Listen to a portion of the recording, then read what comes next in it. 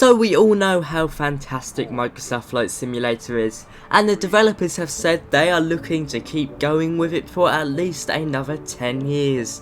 Now of course that is a lot of time, so where exactly is Microsoft Flight Simulator going? Well, stay tuned as I try and answer that question.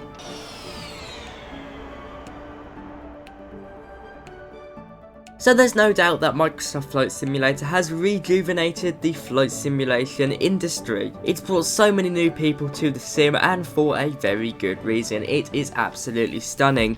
VR has opened another door. I mean, it is just another world really. It is inspiring another generation of flight simulator pilots, many of which may lead into real world careers in the aviation industry, but that is a bit far-fetched. There's no denying that it is absolutely amazing, but where exactly is it going? Will we see helicopters, jets, new multiplayer, or anything else? Well, today I'll attempt to talk about that. Now I should say before I get into it that a lot of this is pure speculation, however we can base it off the past and some facts I've found online.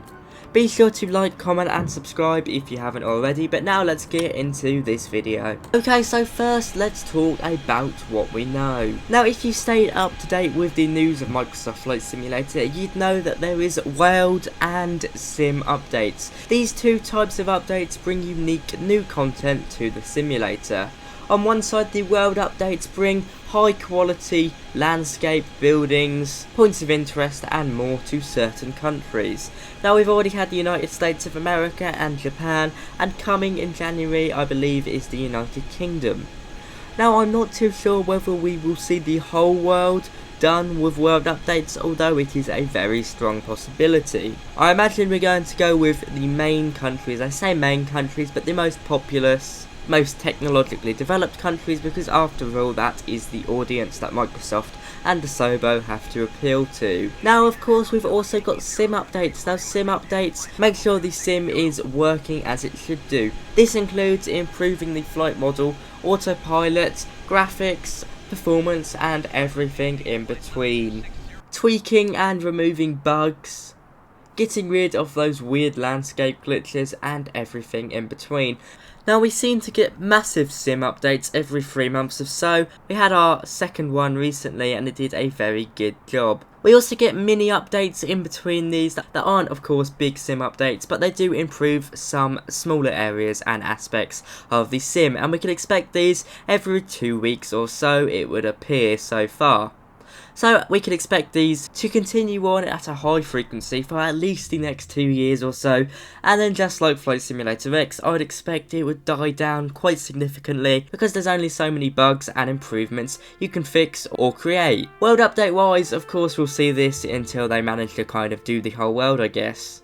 But we haven't really got a time frame with this one because we haven't really seen world updates in a sim before. We didn't have them with Flight Simulator X or X-Plane 11, so it's a new concept we're kind of dealing with here.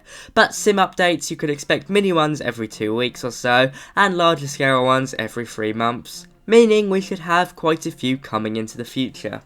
Now, aside from world or sim updates, Big Maps automatically refreshes on a 28-day frequency, ensuring that Flight Simulator remains up to date beyond release. Now this should hopefully mean that most towns and cities don't really require a world update every time to improve how they generally look, and that hopefully as the world develops outside your window, it should develop in the game, although with that 28-day lag cycle. Now sim updates is where it's out really, because let's be honest, after the world update has updated the country or a place you'd like to fly, you're not going to be too bothered with it, and you're not going to download the 13 gigabytes it's going to be. Well, sim updates are therefore vital. They bring in brand new content that's yet to be announced, and of course improve flight mechanics and autopilot, as I said. Now with sim updates, moving into my next bit of speculation, we can expect the list of aircraft in Microsoft Flight Simulator to expand over time. And this doesn't mean just with add-ons, it means with in-game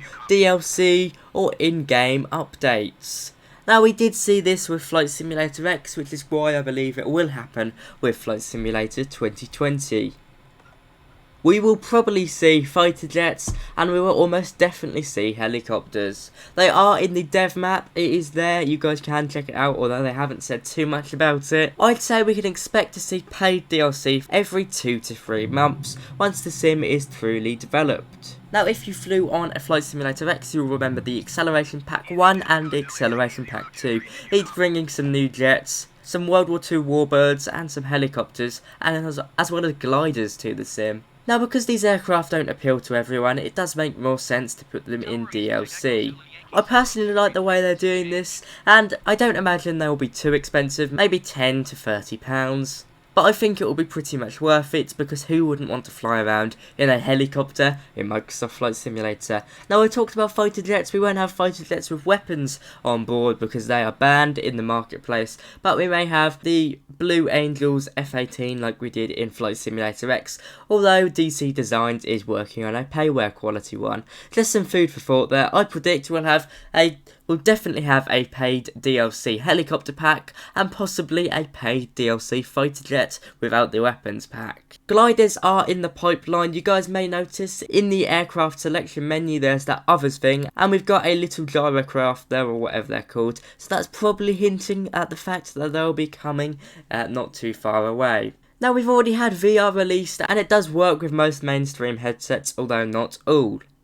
Down the line, we'll probably see an update which will expand compatibility to more headsets. It's certainly very exciting. I personally haven't got a VR headset, so I haven't experienced the wonders of Microsoft Flight Simulator in VR, but I can assure you it looks worth it. Now, what comes as a given is we're going to have more aircraft, airports, scenery, and everything in between in the marketplace, or available to buy offline. I don't really need to talk about this because all my other videos do really, but you guys can expect plenty of new aircraft, from the Aerosoft CRJ to the Spitfire to the F-18, arriving to Microsoft Flight Simulator within the next 1 to 3 years. And finally, massive news is that DirectX 12 is coming alongside with the Xbox release. Now, DirectX 12 could well and truly revolutionise Microsoft Flight Simulator, improving the performance for almost everyone with a pretty modern PC, and certainly with a modern graphics card.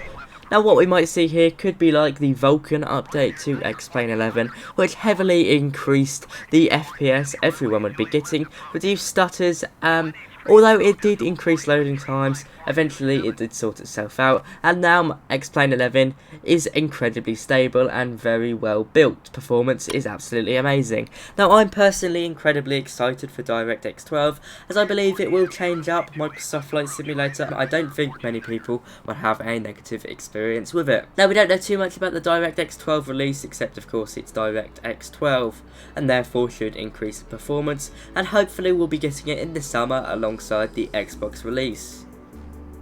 What are you most excited for? Is it the continuation of the World or Sim updates, helicopters and jets coming in paid DLC, more add-ons coming to the store, or of course DirectX 12? I have to say I'm most excited for the latter. DirectX 12 will increase the performance for me, I'm sure.